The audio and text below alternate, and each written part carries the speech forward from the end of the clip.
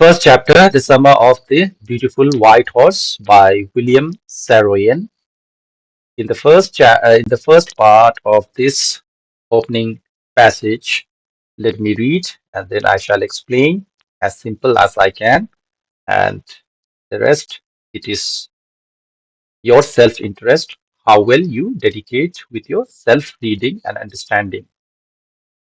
So one day back there in the good old days when I was 9 and the world was full of every imaginable kind of magnificence and life was still a delightful and mysterious dream, my cousin Morad, who was considered crazy by everybody who knew him except me, came to my house at 4 in the morning and woke me up tapping on the window on my room.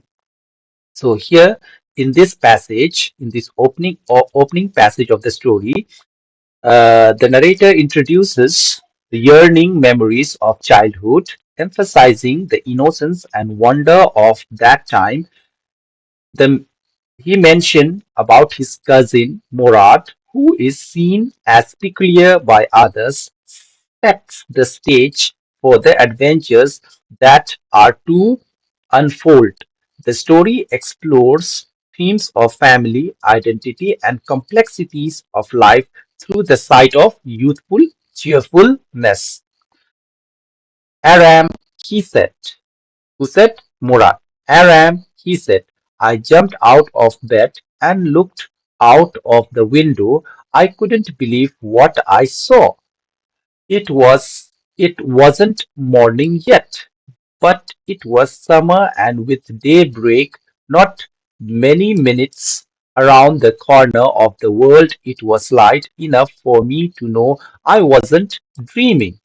My cousin Murad was sitting on a beautiful white horse. I stuck my head out of the window and rubbed my eyes. Yes, he said in Armenian, it's a horse. You're not dreaming. Make it quick if you want to write.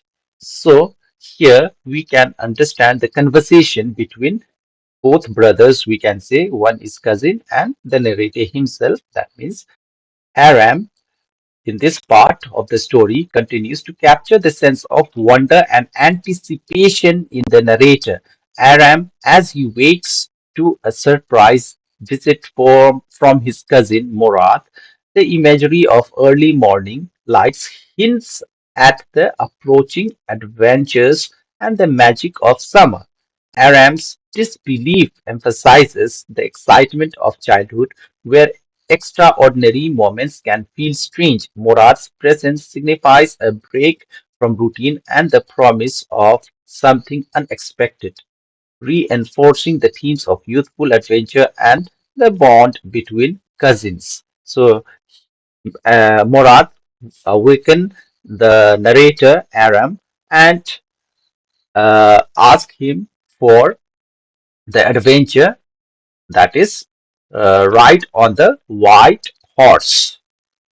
That is what he is discussing in this conversation. And also, the cousin is reminding that the narrator was not in a dream, but the real horse was with him and claimed to make him believe that the moment what he sees is the real moment, and he was calling him for the ride, or you can say for enjoyment of their adventure. I knew my cousin Murad enjoyed more than anybody else who had ever fallen into the world by mistake. But this was more than even I could believe. In the first place, my earliest memories had been memories of horses, and my first longings had been longings to ride. This was the wonderful part. In the second place, we were poor. We were poor. So This passage introduces a character named Murad who has a deep appreciation for life.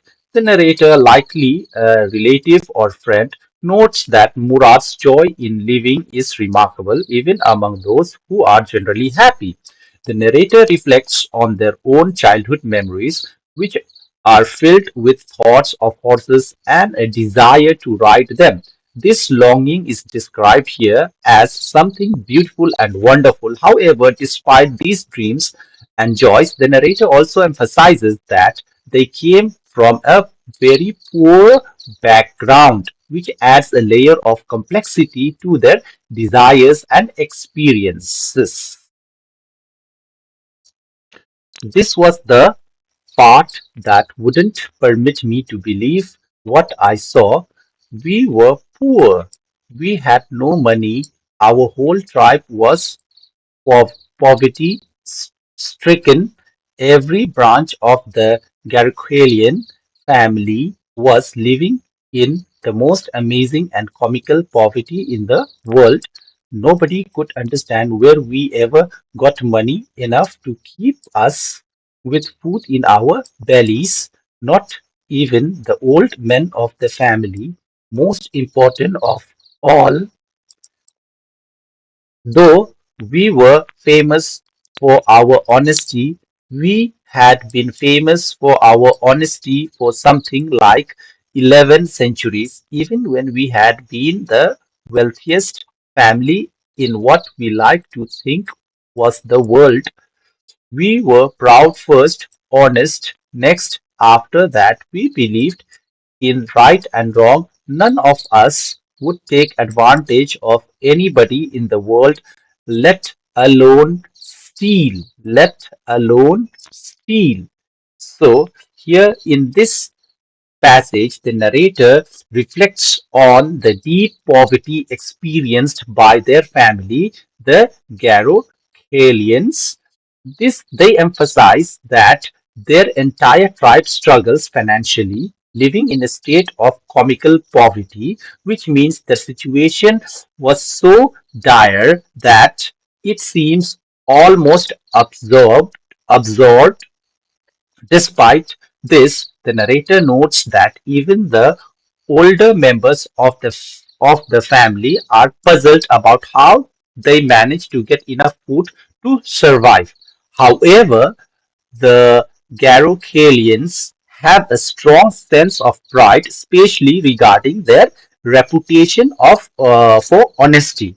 The family has been known for their integrity for about 11 centuries, even during times when they were wealthier. The narrator expresses that being honest is a core value for them, and they hold themselves to high moral standards. They take pride in never taking advantage of others or stealing, highlighting the importance of ethics over wealth in their lives. Consequently, even though I could see the horse so magnificent, even though I could smell it so lovely, even though I could hear it breathing so exciting, I couldn't believe the horse had anything to do with my cousin Murad or with me or with any of the other members of our family, asleep or awake, because I knew my cousin Murad have bought the horse, and if he couldn't have must have stolen it, and I refuse to believe he had stolen it. So here in this passage, the narrator is captivated by the beauty and the presence of a magnificent horse.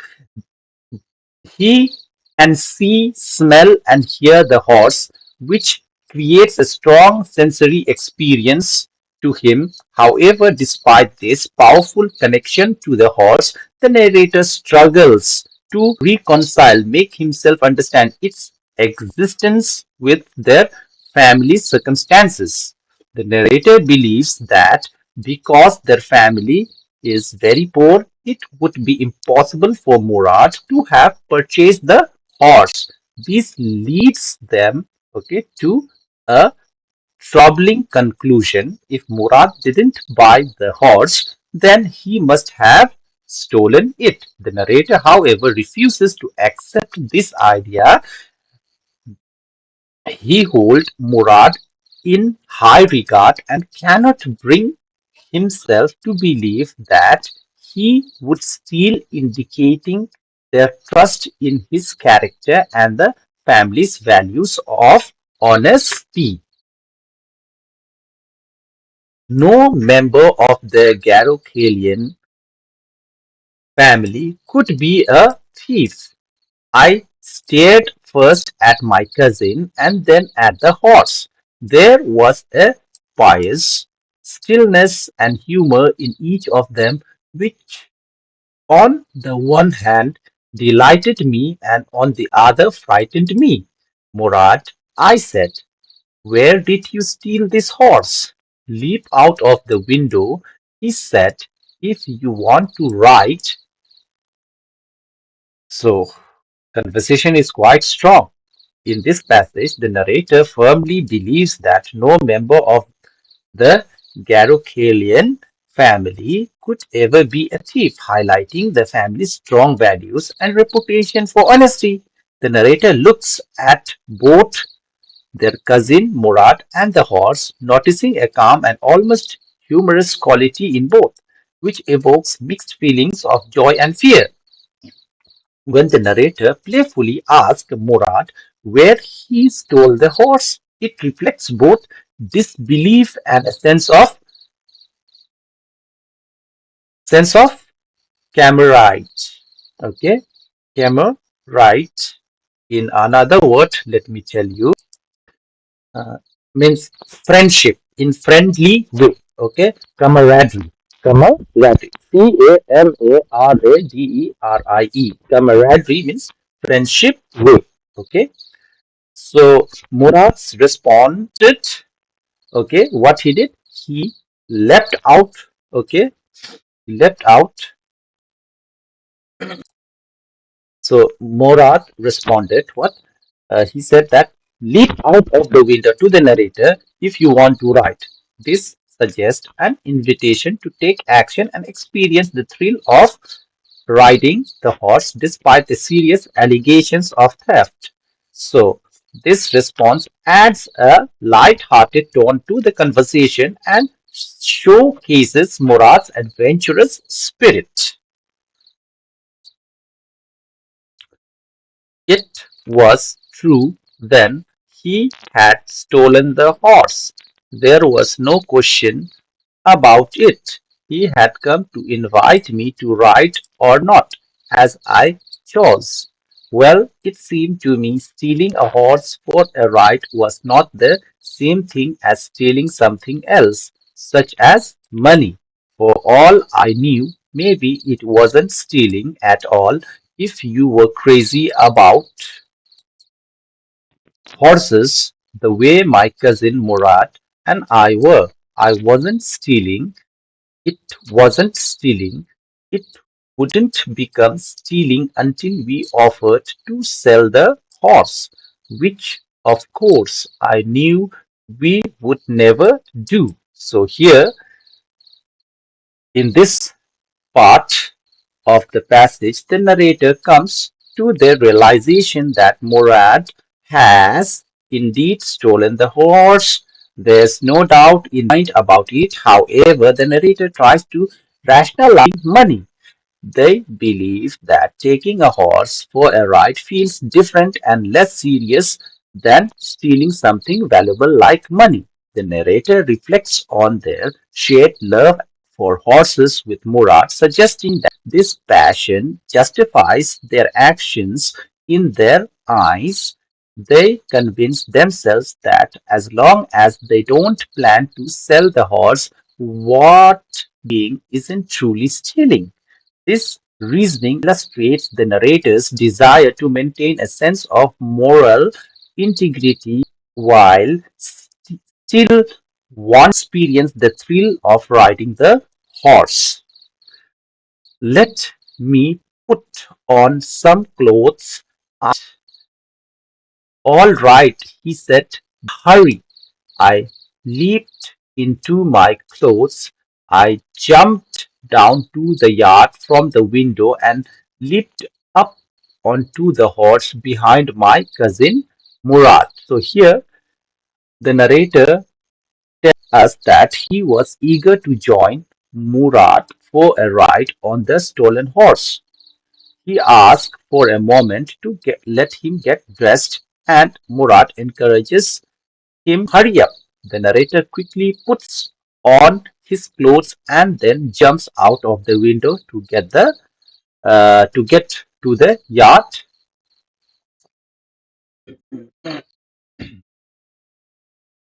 That year we lived at the edge of town on Walnut Avenue. Behind our house was the country, vineyards, orchards, irrigation ditches, and country roads. In less than 3 minutes, we were on Olive Avenue, and then the horse began to trot. The air was new and lovely to breathe. The feel of the horse running was wonderful. My cousin Murad, who was considered one of the craziest members of our family, began to sing. I mean, he began to roar. So, here in this passage, the narrator describes their living situation that year, which was on Walnut Avenue at the edge of town with beautiful countryside surrounding their home. Behind their house, there were vineyards, orchards, irrigation ditches, and country roads, emphasizing the natural beauty and freedom of area. Within a few moments, when they reach Olive Avenue and the horse starts to trot, just walk, that means creating a sense of exhilaration. The narrator enjoys the fresh, lovely air and the joy of riding the horse, describing the experience as wonderful. Murad, known for being one of the wildest and most carefree members of the family, begins to sing loudly as they ride. The use of roar, R-O-A-R, roar, suggests that Murad's singing is exuberant and full of energy, capturing the joy and excitement of the moment.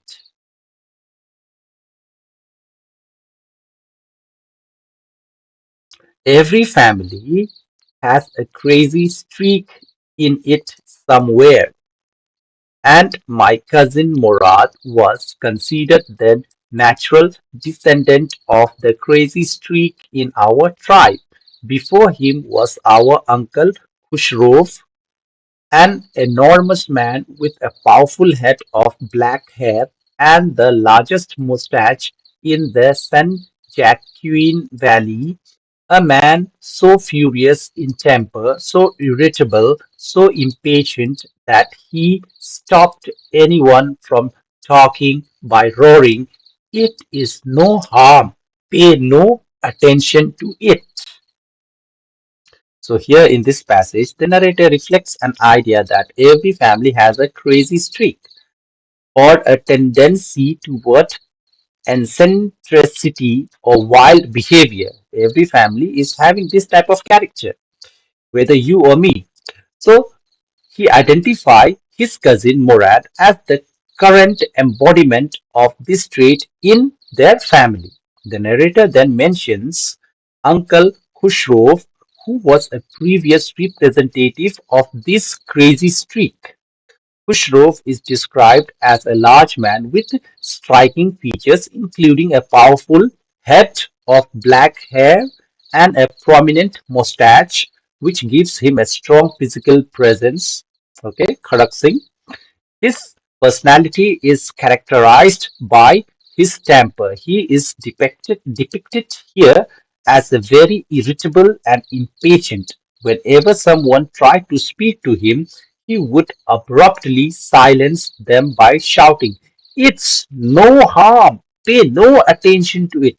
This phrase indicates his dismissive attitude towards problem or concerns, reinforcing his fiery character.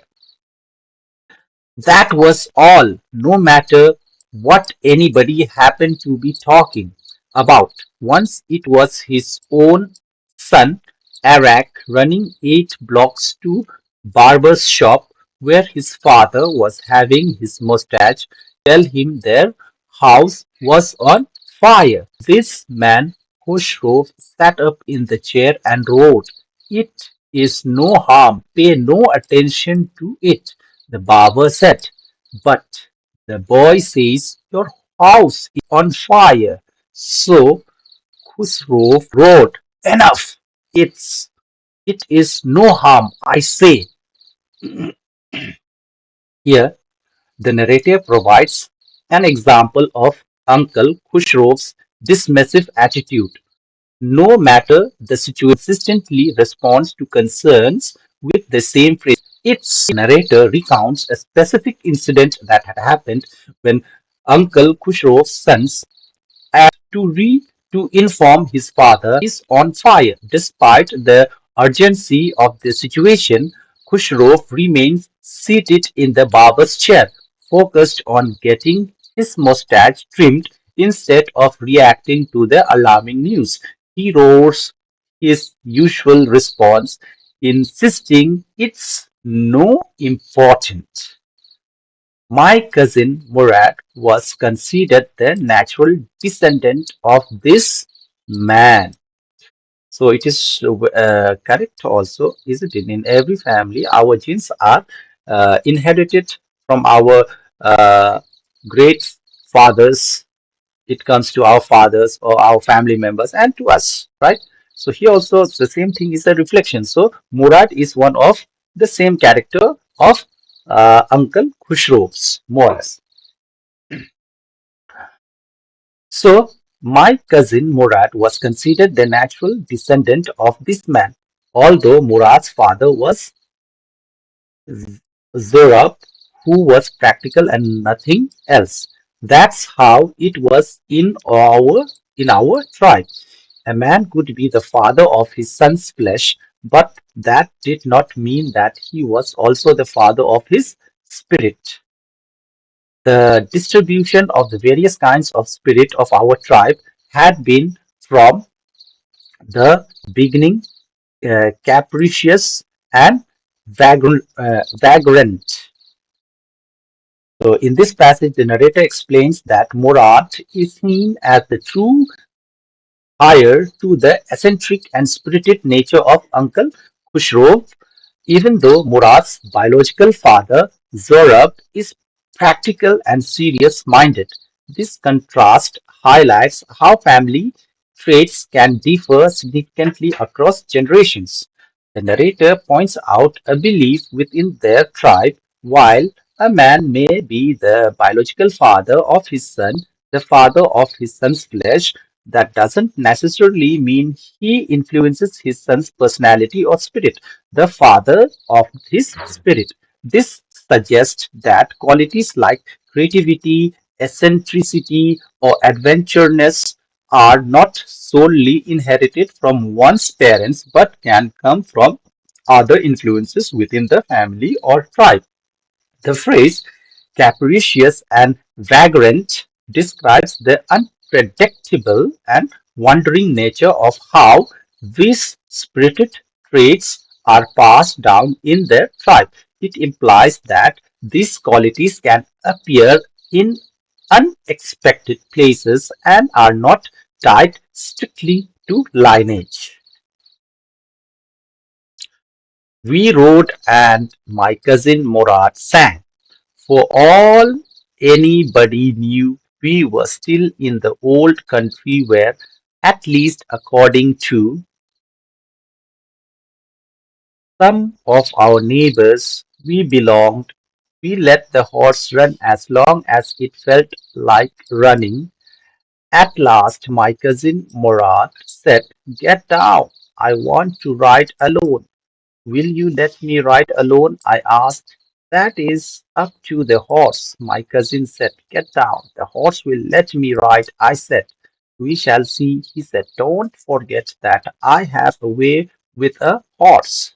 So, here in this passage, the narrator describes the joyful experience of riding the horse with Murad. As they ride, Murad sings, and their carefree attitude makes it seem like they are back in their homeland, the old country, where some neighbors believe they truly belong. This connection to their heritage adds the sense of freedom and happiness they feel while riding. Eventually, Murad asks the narrator get down from the horse because he wants to ride by himself. The narrator, wanting to stay on the horse, asks if he can ride too, but Murad leaves the decision up to the horse, suggesting that the horse should determine who it allows to ride.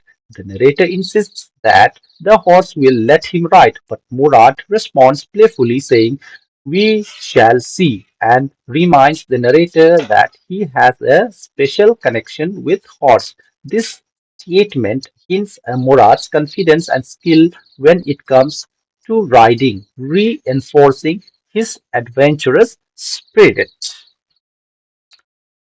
I said, any way you have with a horse, for the sake of your safety, he's down.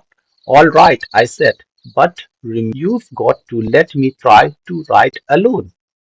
I got down, and my horse Murad kicked his heels into the horse, shouted, Vazri, run!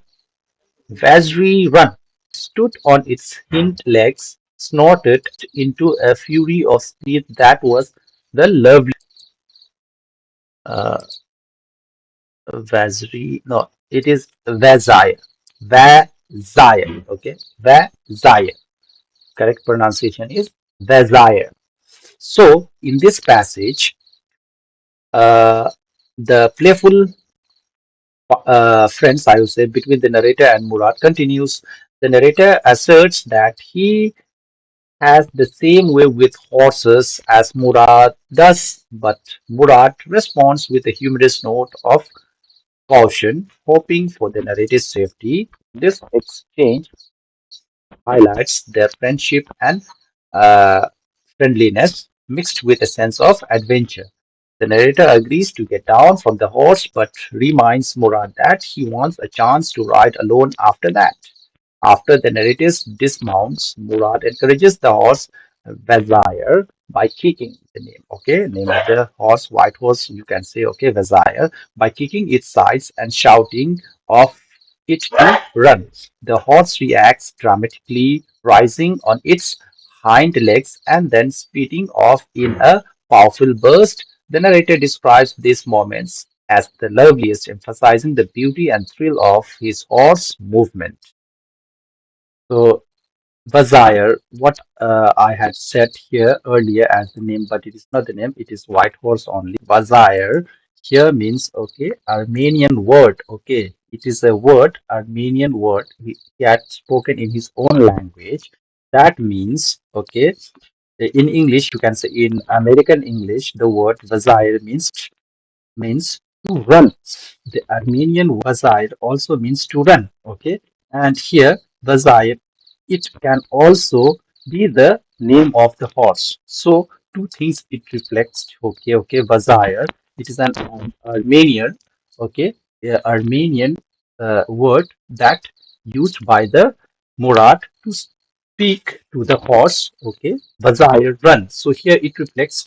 It is the two things, okay, my heart, okay, to which he loves most to ride, that means the horse. So he might be saying my heart run. Second thing, he can call by the name Bazaya. It is an Armenian word. It can be a horse too, okay, and calling out the name of horse to run. So this is what he is saying here as Bazaya. The horse stood on its hind legs, snorted, and burst into a fury of speed that was the loveliest thing that I had ever seen. My cousin Murad raced the horse across a field of dry grass to an irrigation ditch, crossed the ditch on the horse, and 5 minutes later returned dripping wet. So finally, he observed that his friend Murad, his cousin, we can say, okay, uh, ride the horse, and he had seen him riding the horse, and finally when he returned, okay, he found that he was dripping wet. After a short time, you can say, he was drenched, drenched, drenched, that means fully wet in water. Why? Because Murad had raced the horse across a field of dry grass towards an irrigation ditch, remember, jumping over it with impressive agility. After that, when he returns from his riding completely, he was drenched from the water in the ditch that was in the fields. The sun was coming up. Now it's my turn to ride, I said. My cousin Murad got off the horse. Ride, he said. I leaped to the back of the horse and for a moment knew the most fear imaginable. The horse did not move. Kick into his muscle. My cousin Murad said, what are you waiting for? We've got to take him back before everybody in the world is up and about. So, here in this passage, the narrator says that the sun is rising, giving them the signal that this day is about to begin. The narrator is excited for his turn to ride the horse and jumps onto its back as Murad dismounted him. However, as soon as he was on the horseback, the narrator feels an intense fear, likely due to the power and unpredictability of the horse. Despite this fear, the horse remains still and doesn't move. Murat encourages the narrator to kick the horse to prompt it to start moving, urging them, both horse and him, to act quickly because they need to return the horse before others wake up and notice it's missing. So here, this moment highlights the narrator's initial anxiety about riding, contrasting with Murad's confidence and encouragement. It also emphasizes the urgency of their situation. They are aware that their adventure may soon be discovered. Overall, the passage captures the mix of excitement and fear that comes with trying something new, along with the bond between the cousins as they navigate this thrilling experience together. I kicked into the muscles of the horse. Once again, it reared and snorted. Then it began to run. I didn't know what to do. Instead of running across the field to the irrigation ditch, the horse ran down the road to the vineyard of Dickran Halabrain, where leap over vines. The horse leaped over 7 vines before I fell. Then continued running. My cousin Murad came down the road. I'm not worried about you, he shouted. We've got to get that horse. You go this way and I'll go this way. If you come upon him, I'll be near. So, passage the narrator finally kicks the horse to get it moving. It acts by rearing up and swinging before galloping away. The narrator feels overwhelmed and unsure about how to control the horse. Instead of following the intended path to the ditch, the horse takes down to the road towards the vineyard of Dikran Halabane, where it starts jumping over vines. The horse manages to leap over 7 vines before the narrator falls off. Falling, the horse continues running away. Murad quickly comes the road, showing concern for retrieving the horse rather than for the narrator's safety. He shouts, with instructions telling the narrator to go one way while he goes another. Emphasizing the urgency of the situation, he advises the narrator to be gentle if they encounter the horse and reassures them that he will be nearby. I continued down the road, and my cousin Murad went across the field toward the irrigation ditch. It took him half an hour to bring him back. All right, he said, jump on. The whole world is awake now. What will you do? I said. Well, he said, we'll either take him back or hide him until tomorrow morning. He didn't sound worried, and I knew he'd hide him and not take him back. Not for a while, at any rate. Where will we hide him? I said. I know a place. He said. How long ago did you steal this horse? I said. It suddenly dawned on me that he had been taking these early morning rides for some time and had come for me this morning only because he knew how much I longed to ride. Who said anything about stealing a horse? He said. I said, how long ago did you begin every morning? So, in this passage, the narrator continues down the road while Murad he heads across the field towards the irrigation ditch in the horse. About After about an hour, Murad successfully finds and brings the horse back. Murad then tells the narrator to jump back on the horse, noting that the whole world is awake now, implying that it's becoming more risky for them to be riding a stolen horse. The narrator, feeling a sense of urgency, asks what they should do next. Murad suggests they could either return the horse or hide it until the next morning. His tone is relaxed, indicating he isn't worried about this situation. And the narrator, Murad, is more likely to choose to hide the horse instead of returning it, at least for the then the narrator asks Murad where they hide the horse, showing concern about their plan. Murad confidently replies that he knows a good hiding place. The narrator then realizes that Murad has likely been taking early morning rides for some time without mentioning it, and he had only come to invite the narrator along because he knew how much the narrator wanted to ride.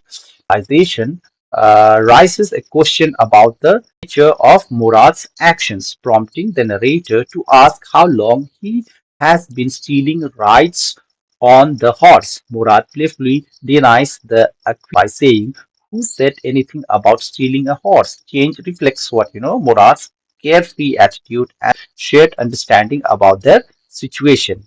So, the narrator's curiosity about how long Murad has been riding every morning highlights his growing awareness about the risks they are taking and the thrill of their adventures. Not until this morning, he said. Are you telling the truth? I said. Of course not, he said. But if we are found out, that's what you're to say. I don't want both of us to be liars. All you know is that we started riding this morning. All right, I said.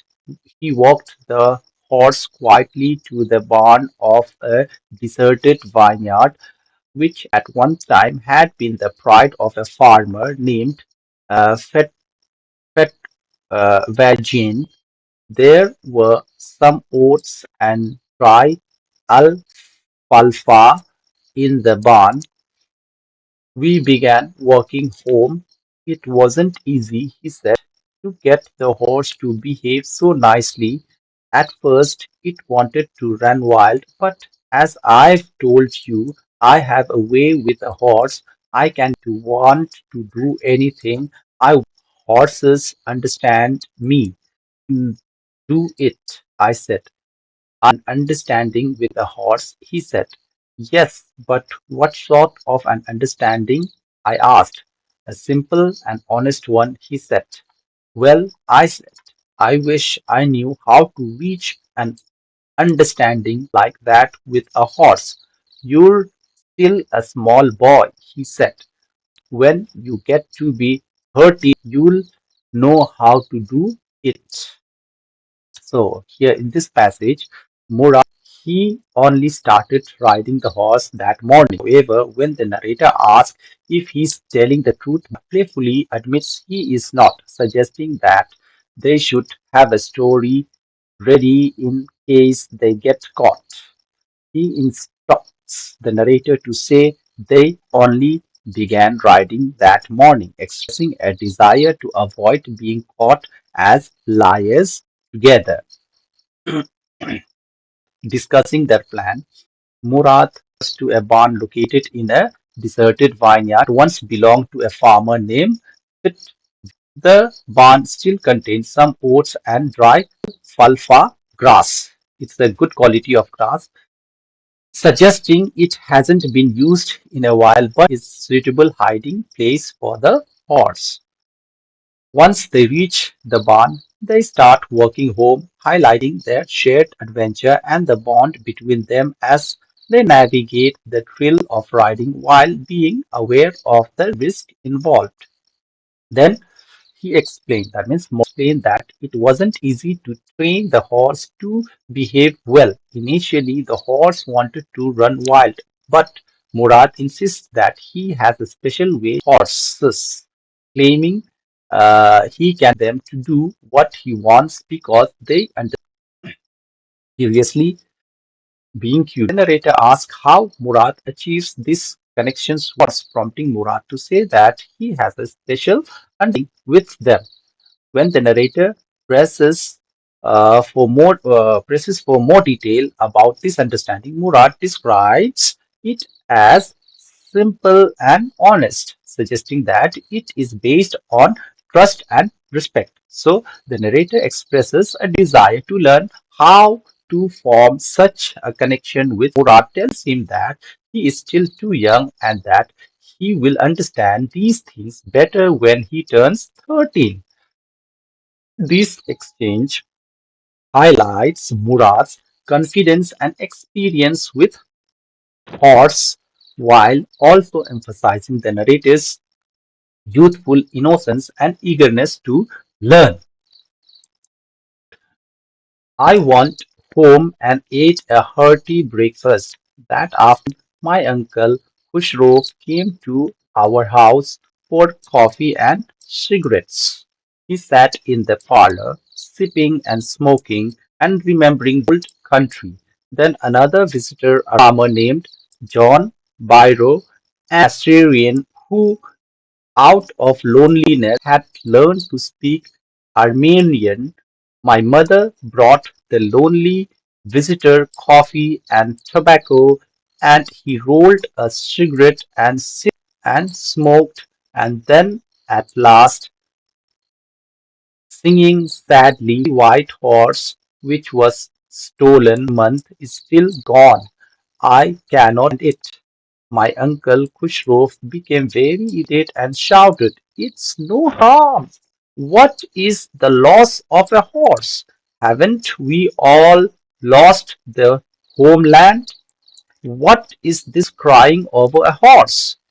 That may be all right for you, a city dweller, to say," John Byro said. "But what of my Surrey? What good is a surrey without a horse? Pay no attention to it." My uncle Khushro wrote, "Miles to get here," John Byro said.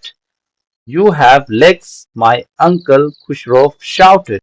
So, here in this passage, the narrator returns home and enjoys a hearty breakfast, indicating a sense of normalcy after the morning's adventure with Murad and the horse. Later that day, the Bushrov visits for coffee and cigarettes, sitting in the parlor and reminiscing about the old country, that means remembering what which suggests a sense of nostalgia and connections to their heritage.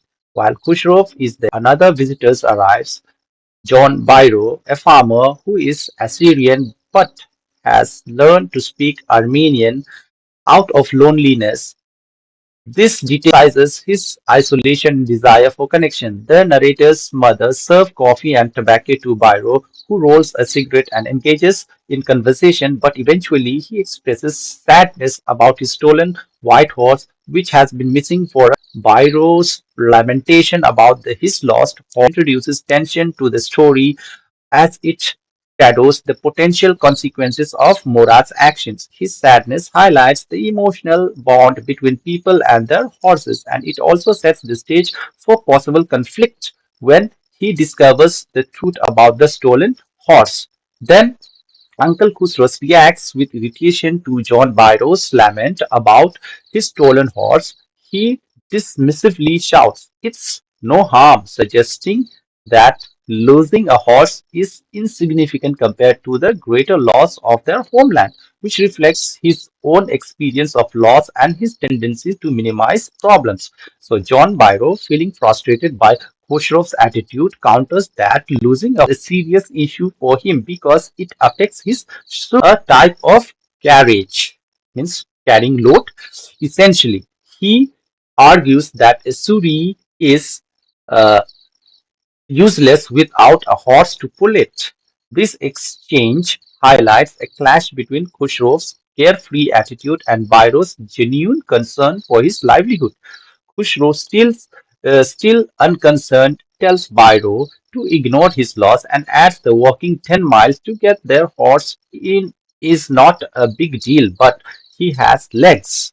This response further emphasizes Khusrov's okay, and impatient nature, showing that he is more focused on dismissing concerns than emphasizing with others. My left leg My left leg pains me, the farmer said. Pay no attention to it. My uncle Khusro wrote. That horse cost me $60, the farmer said. I spit on money, my uncle Khusro said. He got up and stalked out of the house, slamming the screen door. My mother explained. He has a gentle heart, she said. It is simply that he is homesick and such a large man. The farmer went away and I ran over to my cousin Murat's house. He was sitting under a peach tree trying to repair the hurt wing of a young robin which could not fly. He was talking to the bird. "What is it?" he said. The farmer, John Byro. I said, "He visited our house. He wants horse. You've had it a month. I want you to promise not to take it back until I learn to write." So, in this passage, conversation, John Byro, first of all, expresses his physical discomfort by mentioning that his left leg hurts, but Uncle Khushrov dismisses his complaint, again emphasizing his tendency to ignore others' problem. Byro then brings up the monetary value of his stolen horse, stating that it cost him $60. In response, Khushrov arrogantly say, "I spit on money," demonstrating his disdain for material wealth and further illustrating his character as someone who doesn't value possessions as much as personal feelings or history. So then stands up and leaves the house angrily, slamming screen door behind him, indicating his frustration with the conversation and perhaps his inability to emphasize with Byro's concern. After departs, the narrator's mother offers an explanation for his behavior, saying he has a gentle heart but is simply homesick and burdened by his large size. This remark suggests Khusrov's demeanor might stem from deeper feelings of loss and nostalgia of his homeland, which could lead to his irritable behavior. Then, after John Byros leaves the house, rushes over to his cousin's Murad's. There he finds Murad sitting under a peach tree, engaged in a gentle and compassionate act of trying to fix the injured wing of a young robin that cannot fly. This detail emphasizes Murad's caring nature and his connections to animals. When the narrator informs Murad that John Byro visited their house and wants his horse back, he highlights the tending the stolen horse. The narrator reminds Murad that they have had the horse for a month and expresses a wish that Murad does not return it until he has learned to ride. This request indicates the narrator's eagerness to experience riding and to continue their adventure. Overall, this passage highlights the bond between the cousin and reveals Murad's kindness through his care for the injured bird, contrasting with the moral implications of having horse. So the narrator pleased to delay returning the horse illustrates his desire for adventure and thrill of riding, setting up potential conflicts as the story progresses. It will take you a year to learn to ride, my cousin Murad said. We could keep the horse a year, I said. My cousin Murad leaped to his feet. What? He roared. Are you inviting a member of the Garogay to steal? The horse must go back to true honor. When? I said. In 6 months, at the least, latest, he said. He threw the bird into the air. The bird tried almost fell twice, but at last flew away high and straight.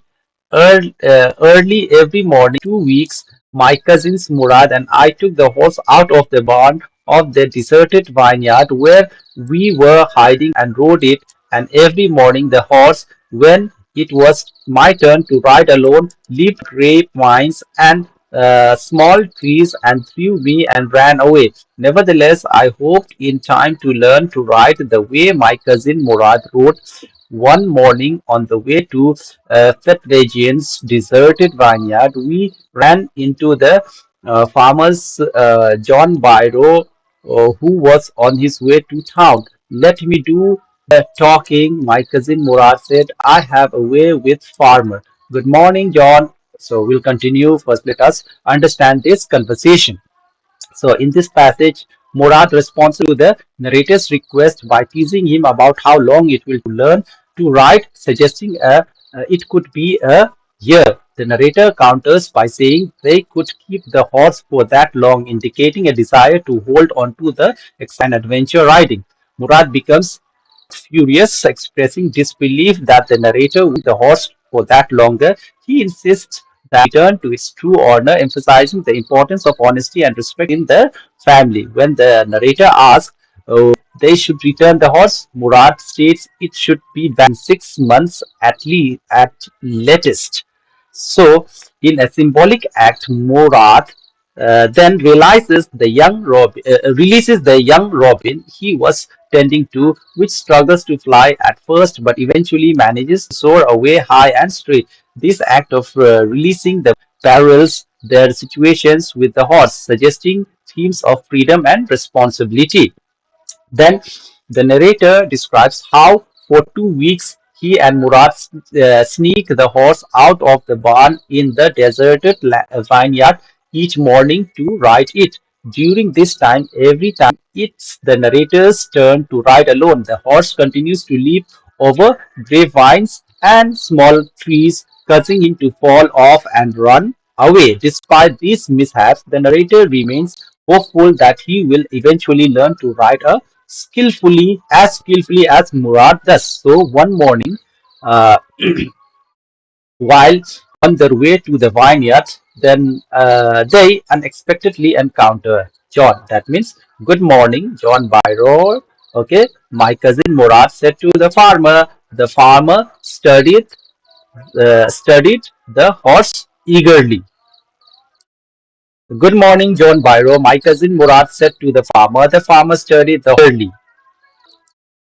Good morning, son of my friends, his name of your horse. My heart, my cousin Murad said in Armenian. I named John Byro said, for a lovely horse, I could swear it is the that was stolen from me many weeks ago. May I look into this month? May I look into his mouth? Of course, Murad said. The farmer looked into the mouth of the horse. tooth for tooth, he said.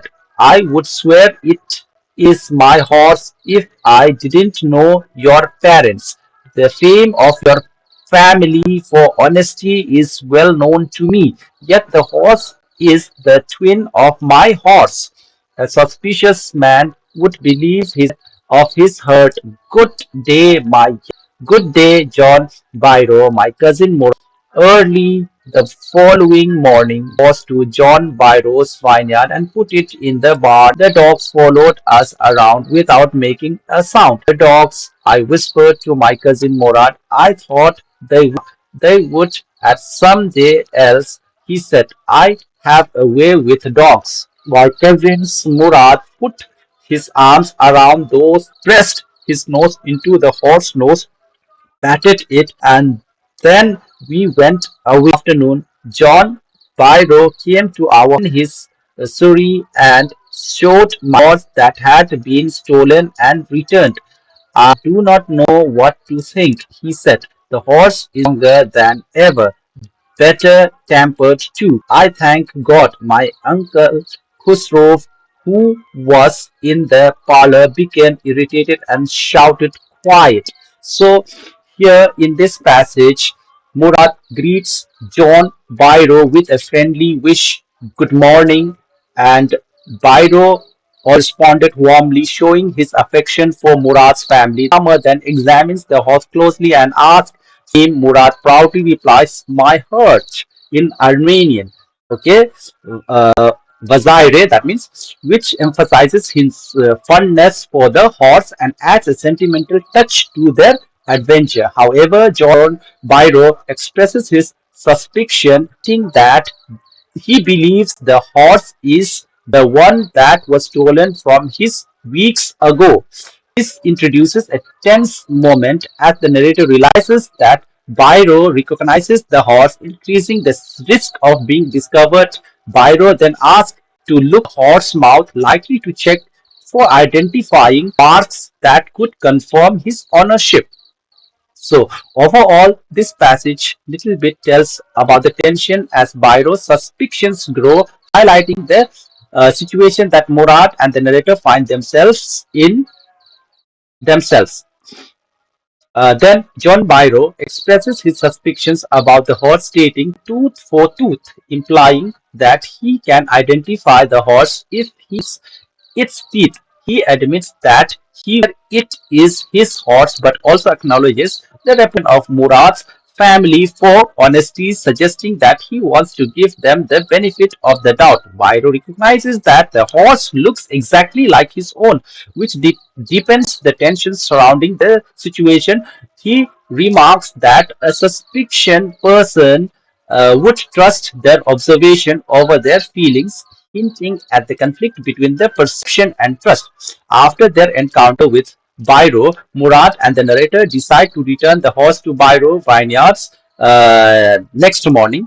The mention of the dogs following them silently adds to the that even the animals sense the seriousness of the situation.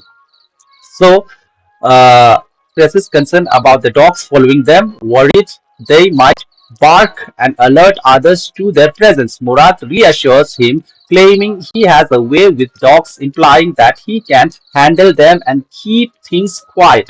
Murad then shows affections for the horse by embracing it and pressing his nose at the horse, demonstrating a deep bond and care for the animal. After this tender moment, they leave the barn with where the horse was hidden.